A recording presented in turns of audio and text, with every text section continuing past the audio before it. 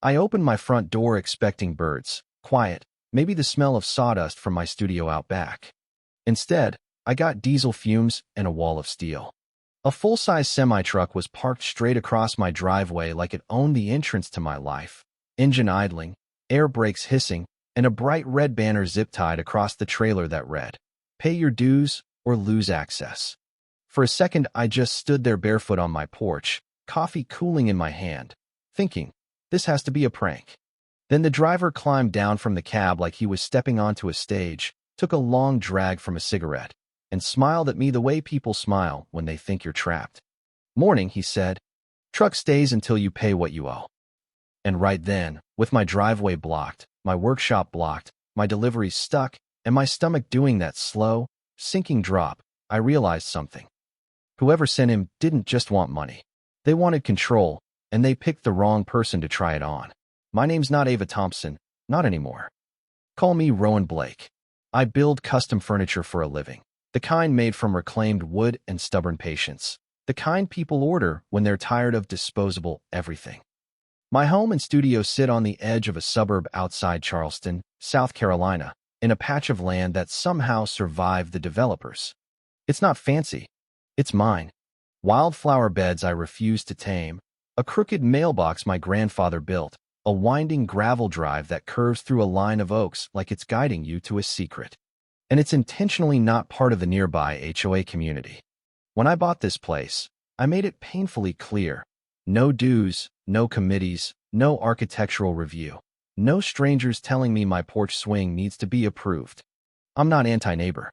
I'm anti-bullying dressed up as standards. So seeing a tractor trailer parked across my driveway made no sense at all. I walked down the porch steps and stopped a safe distance away, because that much metal changes the rules of physics. "You're blocking private property," I said. "Move it." The driver flicked ash onto my gravel like it was his ashtray. "Ma'am, I don't make the rules," he said. "I'm just following orders. Community says you owe back dues." "What community?" I asked. He nodded toward the rows of identical houses in the distance, where lawns looked trimmed with a ruler. "Cypress Ridge," he said like it was a government agency. I almost laughed. "I'm not in Cypress Ridge," I told him. "Never have been." He shrugged like I'd told him the weather. "That's what they all say," he replied, then grinned. "Truck stays." I called the non-emergency line, the calm voice you call when you're trying not to scream. 20 minutes later, a patrol car rolled up and 2 officers stepped out, both of them giving the truck that look you give a problem you don't want to touch. They talked to the driver. They looked at the banner. They looked at me. Then one officer sighed and said the words I hate most in any conflict. "This is a civil matter." I stared at him. "He's parked on my driveway," I said. "That's trespassing." The officer shifted his weight. "It's private property," he said slowly, like that was somehow the issue. "If they have paperwork claiming jurisdiction, it gets messy. We can't tow without a clear violation of traffic laws." I felt my jaw lock. "So you're telling me," I said, voice tight, "someone can park a semi-truck across my only entrance, and you're calling it messy?" He gave me that sympathetic half-smile people use when they're about to leave you alone with your problem. "I'm saying you should resolve it through the proper channels," he replied. Then they drove off, and the driver gave me a lazy salute like we'd just finished a game he knew he was winning. I went back inside shaking, not with fear exactly, but with that hot mix of disbelief and insult. I opened my laptop and pulled every record I could find. Deed, parcel lines, easements, plat maps. Hours passed. Nothing connected my land to Cypress Ridge. Not a single covenant, not a single annexation, nothing. Which meant the truck wasn't a collection attempt. It was intimidation, plain and simple. And while I was digging through records, I got my first real taste of what they were willing to do. My phone buzzed. A text from an unknown number. Just 4 words. "Sign today, or else." No name. No explanation. Like I was supposed to tremble and comply. By early afternoon, I'd made my choice. If the police wouldn't tow, I would. I called a heavy-duty towing company and explained exactly what was happening. The dispatcher hesitated. "A semi-truck?" she repeated. "On your driveway?" "Yes," I said. "And I want it gone." Another pause. "Do you have proof it's your property?" "I have a deed," I said, I have the parcel map. I have photos. And I have a truck blocking my only access. 10 minutes later, she called back. We can send a unit, she said carefully. But this is going to be loud, and the owner will not be happy. I'm counting on it, I said. When the tow crew arrived, it felt like the cavalry. Big rig, chains, winches, the whole operation. The driver of the semi-truck started yelling before they even hooked him. You can't do this, he shouted. This is authorized. The tow operator didn't even look impressed. Authorized by who? He asked deadpan. The semi-truck driver puffed up. The association, he said. The tow operator glanced at me. You the property owner? Yes, I said. He nodded once. Then it's unauthorized, he replied, and started working. 40 minutes later, the truck was rolling away, diesel stink fading, banner flapping like a defeated flag. I should have felt relieved. I did, for about 10 minutes. Then I walked out to check my mailbox at dusk and froze. Where the truck had been sitting, there was now a heap of construction debris, broken concrete, rusted rebar, jagged metal scraps, splintered wood.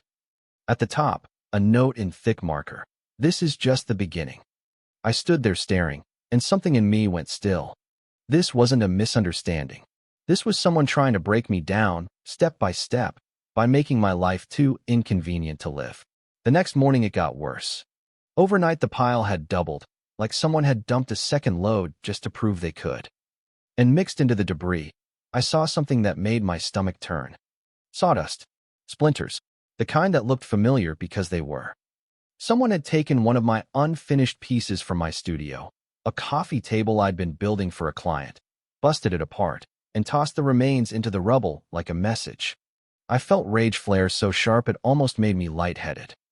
This wasn't about dues. This was personal. I tried the towing company again. No luck. If there's a legal dispute, we need written authorization, the dispatcher said. I called Waste Management. They told me they had a report listing my address as an active construction site. I actually laughed at that, one short sound, because it was so calculated. Someone had filed something somewhere to make every service provider back away. Red tape as a weapon. I grabbed gloves and a crowbar and walked outside to start clearing it myself because I refused to be trapped in my own home. And that's when I heard a voice behind me, still fighting. I turned. The semi-truck driver was leaning against my fence like he belonged there, cigarette hanging from his mouth. You're wasting your time, he said. This doesn't go away unless you cooperate.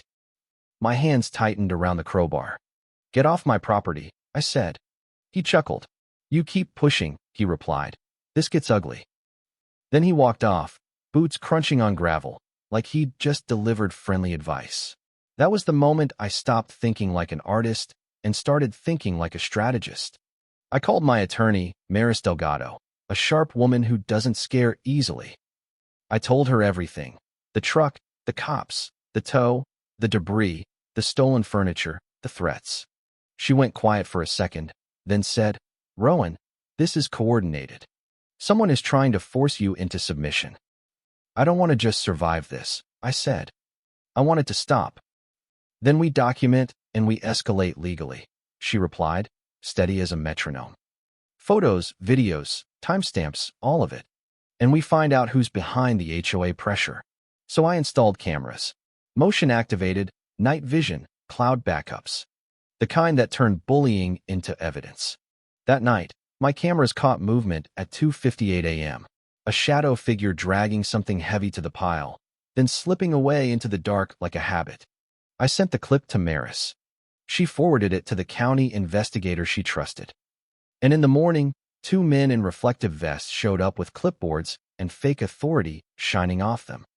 We're contracted to inspect this site, one said, waving a paper with vague language and no contact info. This isn't a site, I snapped. This is my home. They left when I told them to, but the message was clear. They were building a paper trail to make my property look like a problem they had the right to manage. That afternoon, an older neighbor I barely knew, Ms. Lorraine, texted me. Can we talk? I think I know what's happening. When she arrived, she brought a tote bag full of old photos and folded documents like she'd been waiting years for someone to finally ask. She sat at my kitchen table, looked me straight in the eye, and said, you're not the first. She showed me a faded map with red circles around properties on the edge of the subdivision, including mine. My husband worked in city planning, she said softly. He heard talk. Developers want a connector road and a commercial strip, but they need these parcels to link it all together. She pointed at my land. Your driveway cuts right where they want the access. My chest tightened. So the HOA is working with developers? I said. Lorraine nodded. They pretend it's about standards. It's about land.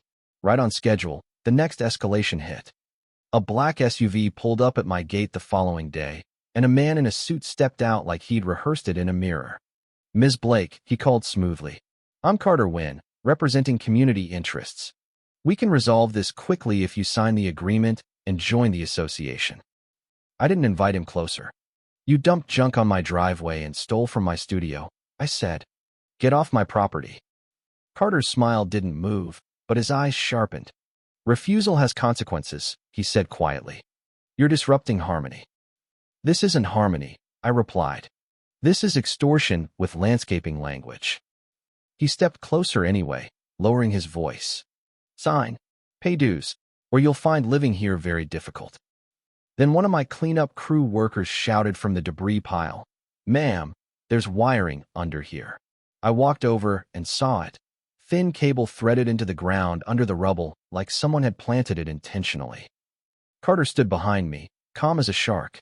Safety monitoring, he said. Compliance measure. I stood up slowly. You buried equipment on my land, I said, voice flat. Without permission. He shrugged like it was nothing. It's legal, he lied. And that lie was his mistake, because it gave us a clean, bright line. Illegal installation. Trespass. Tampering. Evidence you can hold up in court without anyone needing to interpret your feelings. By the end of that week, Maris filed emergency motions. The county opened an investigation into illegal dumping and property interference, and I held a meeting at my house for neighbors Lorraine said had been targeted too. People showed up nervous, angry, embarrassed they'd stayed quiet so long. They brought their own stories, fines that made no sense, pressure to sell, inspectors appearing like ghosts. We pooled evidence, we stopped acting isolated, and that's when the bully's power started cracking.